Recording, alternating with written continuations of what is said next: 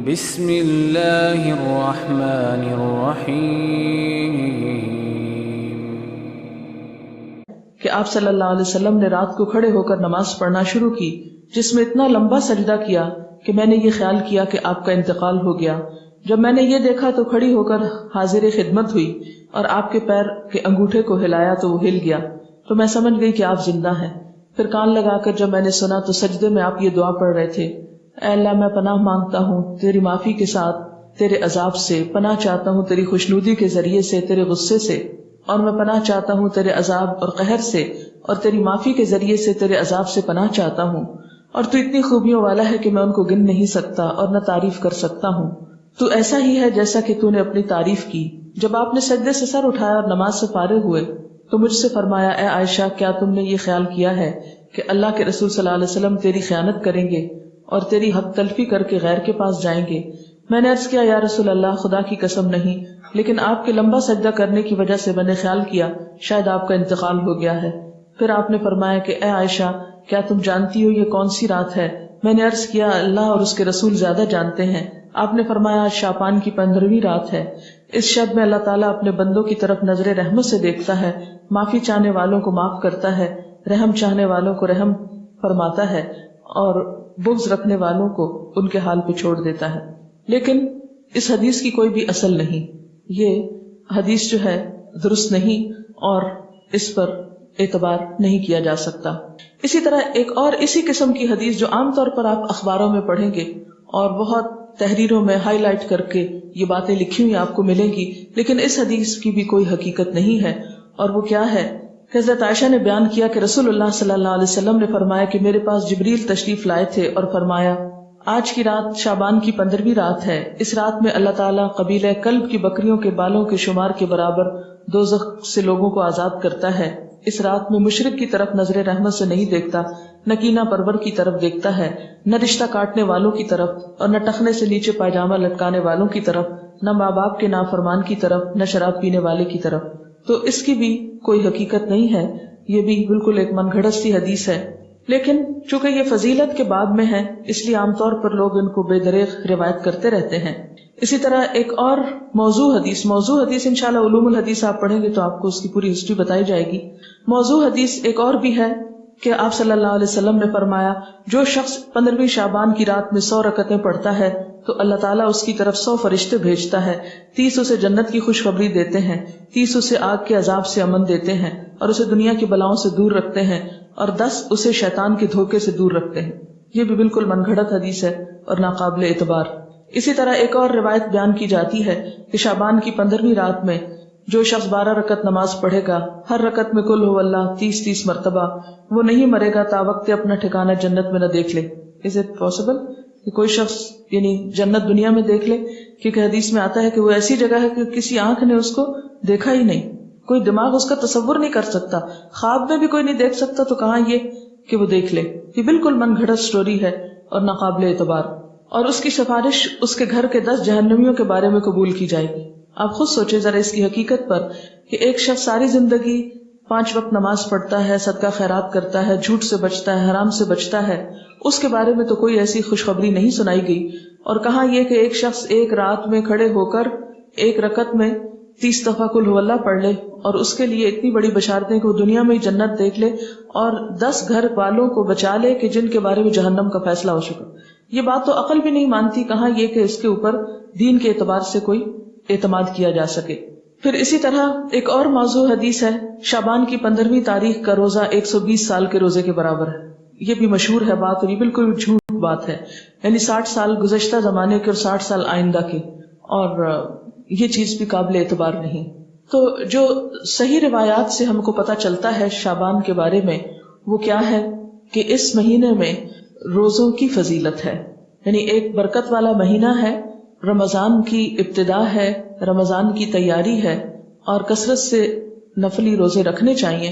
ہاں 15 شعبان کے بعد نفلی روزوں سے بھی روکا گیا ہے تاکہ رمضان کے لیے کمزوری نہ ہو اور رمضان کے روزے چھوٹنے کا اندیشہ نہ ہو۔ ایک آیت جو عام طور پر اس رات کے بارے میں قرآن پاک سے کوٹ کی جاتی ہے وہ سورۃ الدخان کی یہ آیت ہے इन्ना अंज़लनाहु फी लैलतिन मुबारकतिन इन्ना कुन्ना मुंज़िरीन फीहा युफ़रक़ु कुल्लु अम्रिन हकीम अम्रम मिन इंदिना इन्ना कुन्ना मुरसिलीन रहमतम मिर रब्बिक इन्नहु हुवस समीउल अलीम।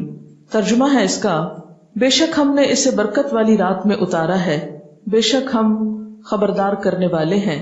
इसमें बांटा जाता है हर हिकमत वाला काम हमारे पास के हुक्म से, बेशक हम भेजने वाले हैं तुम्हारे रब की तरफ से रहमत, बेशक वही सुनता जानता है। ये आयात मक्का मुअज़्ज़मा में नाजिल हुई, वाक़े मेराज से कबल नाजिल हुई। उस वक्त 5 वक्त नमाज भी फर्ज नहीं हुई थी, रोजे वैसे ही 2 हिजरी में फर्ज हुए और मक्का में बकी नाम का कोई कब्रिस्तान तक न था। लिहाजा जो ये बात मशहूर की गई कि इस रात में फैसले होते हैं, और हुजूर सल्लल्लाहु अलैहि वसल्लम से वो एक बहुत बड़ी रिवायत मंसूब है कि आप सल्लल्लाहु अलैहि वसल्लम बकी वालों के पास रात के वक्त गए और वहां पर आपने उनके लिए दुआए मग़फ़िरत की, तो इसकी कोई भी हकीकत नहीं है।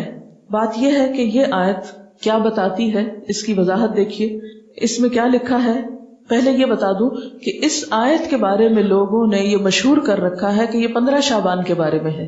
यदि सूरत दुखान की आयतें आमतौर पर आप देखेंगे कि टेलीविजन में 15वीं शब को मुख्तलिफ प्रोग्राम्स के शुरू में कोट की जाती है, पढ़ी जाती है, और लोगों को इस आयत के रेफरेंस से ये बताया जाता है कि ये 15 शाबान है। हालांकि इस आयत का नुज़ूल कब हुआ, मक्का में हुआ, और मक्का में मेराज से कबल। और फिर इस आयत में जो बात पता चलती है वो क्या कि इस मुबारक रात में कुरान पाक नाजिल किया गया। इन्ना अंज़लनाहु फी लैलतिन मुबारकतिन, कुरान पाक ही की एक और आयत से क्या पता चलता है कि कुरान पाक कब नाजिल हुआ, आप बताइए। रमजान में नाजिल हुआ।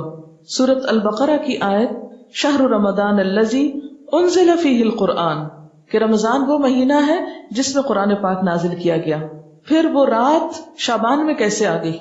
फिर दूसरी बात यह है कि सूरत अल क़द्र के शुरू में क्या आता है, इन्ना अंज़लनाहु फ़ी लैलतिल क़द्र। और लैलतुल क़द्र कौन सी है, वमा अदराका मा लैलतुल क़द्र, लैलतुल क़द्र खैरुम मिन अल्फ़ि शहर तनज़्ज़लुल मलाइकतु वर्रूहु फ़ीहा बिइज़्नि रब्बिहिम मिन कुल्लि अम्रिन सलाम हिय हत्ता मतलअल फ़ज्र। हमेशा से आपको मालूम है कि इस सूरत की जो तफसीर की जाती है वो क्या है कि ये किस रात के बारे में बात है, लैलतुल क़द्र के बारे में। और लैलतुल क़द्र क्या शाबान में होती है या रमजान में? रमजान में। और रमजान की कौन सी रात होती है, इसके बारे में ताकीद से नहीं बताया गया कि कौन सी रात। हाँ, आखिरी अशरे की रात है। और उसकी तफसील कहाँ से पता चलती है, हदीस पाक में है कि एक मर्तबा आप सल्लल्लाहु अलैहि वसल्लम घर से बाहर तशरीफ लाए, देखा कि 2 शख्स बाहम झगड़ रहे थे। आपने उनकी सुलह फरमाई, फिर फरमाया कि मैं तुम्हें एक खैर की बात बताने निकला था, मगर तुम झगड़ रहे थे, इसलिए मैं वो बात बताना भूल गया। सिर्फ इतना याद है कि वो बात ये थी कि वो रात कब है, यानी मैं ये बताने को आ रहा था कि लैलतुल क़द्र कब है, लेकिन तुम्हारे झगड़े की वजह से वो मुझको भूल गई। अब मुझे याद नहीं, बस इतना याद रह गया कि वो बरकत वाली रात रमजानुल मुबारक की आखिरी 5 ताक रातों में से एक थी। अब तुम इसको 21, 23, 25, 27 और 29वीं रातों में तलाश करो। ये बुखारी की रिवायत है।